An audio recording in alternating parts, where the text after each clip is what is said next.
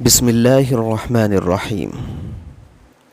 جب ہم نماز میں ثنا سے فارغ ہو جائیں تو تعوذ پڑھتے وقت ہماری کیا کیفیت ہونی چاہیے، اس کی فضیلت کیا ہے، وہ ہم ذہن میں رکھیں۔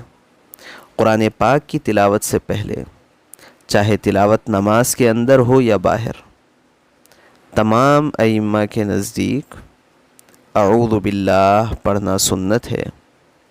دوسرے کاموں سے پہلے اعوذ باللہ پڑھنا سنت نہیں ہے۔ بسم اللہ پڑھیں گے، تلاوت سے پہلے اعوذ باللہ یعنی تعوذ کا حکم قرآن پاک میں ہے۔ سوچ درست ہو تو ساری زندگی درست ہوتی ہے، یہ ذہن میں رکھنا چاہیے۔ بہت پوائنٹ کی بات ہے، بنیادی بات ہے۔ سوچ درست ہو تو ساری زندگی درست ہوتی ہے۔ اسی وجہ سے شیطان سوچ کو بگاڑنے والا دشمن ہے۔ اسی کو وسواس کہتے ہیں، وسوسے ڈالنے والا، خناس یعنی پیچھے ہٹ جانے والا۔ بہت زیادہ غلط خیالات دل میں ڈالنے والا ہے شیطان۔ چپکے چپکے سے حملہ کر کے پیچھے ہٹ جانے والا دشمن ہے۔ شیطان ہمارے پیچھے لگا ہوا ہے۔ اس کے ڈالے ہوئے خیالات یعنی وسوسوں کو محسوس کرنے کے لیے نماز کے اندر اور باہر چوکنا رہنا بہت ضروری ہے۔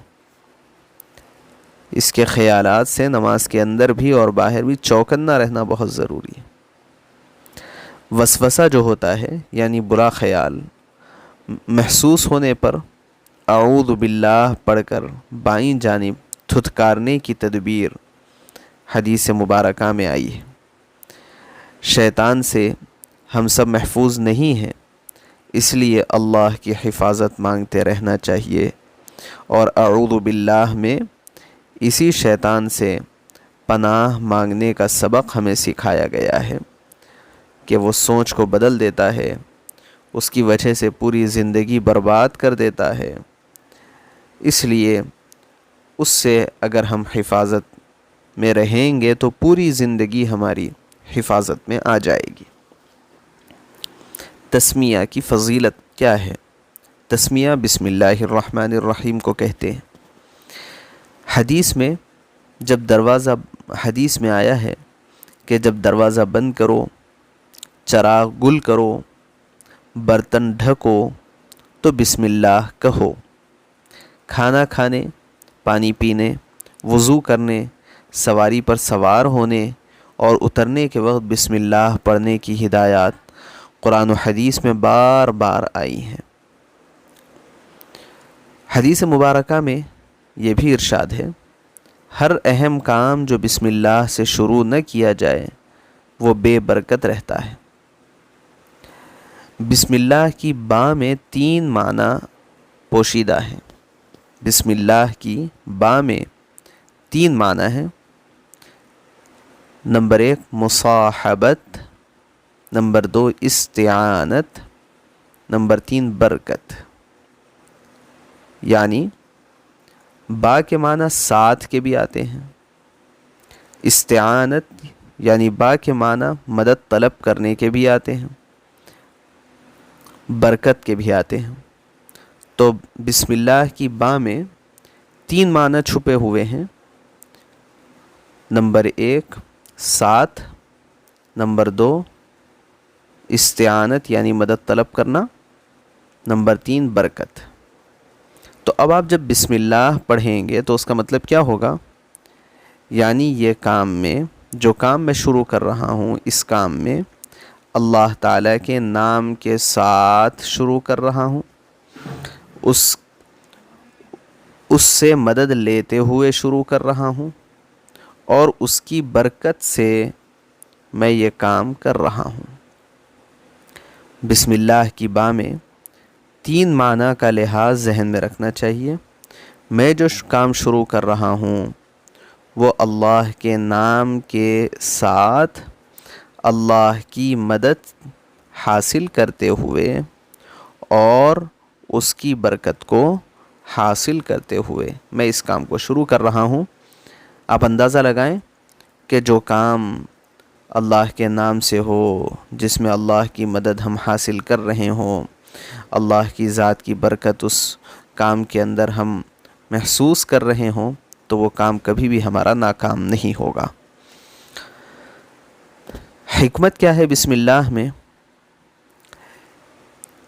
اسلام نے ہر کام سے پہلے بسم اللہ کو سکھا کر کے پوری زندگی کا رخ اللہ تعالیٰ کی طرف پھیر دیا ہے کہ میرا وجود، میرا ہر کام اللہ کی مشیت اور ارادے اور مدد کے بغیر نہیں ہو سکتا۔ لہٰذا جس شخص کو اس بات کی عادت ہو جائے کہ وہ کوئی کام بسم اللہ کے بغیر نہ کرتا ہو یا نہ کرتی ہو، تو اس کی پوری زندگی اللہ کی مرضیات کے مطابق گزر جائے گی۔ یہ کتنا بڑا فائدہ ہے، آپ اندازہ لگائیں۔ اور جو شخص سمجھ کر کے بسم اللہ پڑھ رہا ہو یا پڑھ رہی ہو، تو وہ اللہ کے نام سے، اللہ کی مدد سے، اللہ کی برکت کے ساتھ کسی غلط کام کا ارتکاب تو نہیں کرے گی یا نہیں کرے گا۔ لہٰذا اس بات کا لحاظ رکھنا چاہیے۔ الحمدللہ اس مختصر تعلیم نے مختصر عمل بہت کم وقت اور بے محنت کے انسان کو کہاں سے کہاں تک پہنچا دیا۔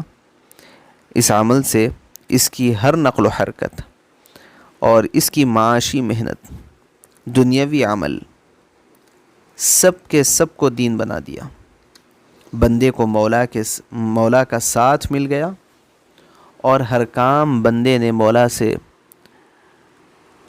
اپنا رابطہ تازہ کر لیا۔ اسلام اور اس کی تعلیمات پر ہم دل و جان سے اللہ کا شکر ادا کرتے رہیں۔ بسم اللہ کے چند احکام و مسائل بھی ذہن میں رکھیں۔ تلاوت کے شروع میں اعوذ باللہ کے ساتھ بسم اللہ بھی پڑھے۔ نئی سورت شروع ہو تو دوبارہ بسم اللہ پڑھے۔ سورہ برات دوران تلاوت آئے تو بسم اللہ نہ پڑھے۔ تلاوت سورہ برات ہی سے شروع کر رہے ہوں تو بسم اللہ پڑھنا چاہیے۔ پہلی رکعت کے شروع میں اعوذ باللہ کے بعد بسم اللہ پڑھنا سب ائمہ کے پاس واجب ہے۔ اختلاف تو آواز سے یا آہستہ پڑھنے میں ہے۔ دوسری رکعتوں کے شروع میں سب کے پاس بسم اللہ پڑھنا مسنون ہے۔ بعض روایتوں میں واجب کہا گیا ہے۔ ضم سورہ سے پہلے بسم اللہ پڑھنا مکروہ نہیں ہے، پڑھنا چاہیے۔ رحمان کے معنی ہے عام رحمت والا، ساری مخلوق پر اس کی رحمت ہو، اس کو رحمان کہتے ہیں۔ اس لیے یہ نام اللہ تعالیٰ کے ساتھ خاص ہے۔ کسی انسان کو نام مختصر کر کے رحمان کہہ کر بلانا جائز نہیں ہے، گناہ ہے۔ عبد الرحمن کہنا پڑے گا۔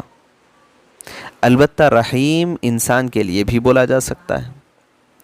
دنیا میں اللہ کی رحمت عام ہے، مگر آخرت میں ایمان والوں کے ساتھ خاص ہوگی، یعنی دنیا میں رحمان کی شان اور آخرت میں رحیم کی شان ظاہر ہوگی۔ جزاکم اللہ، السلام علیکم۔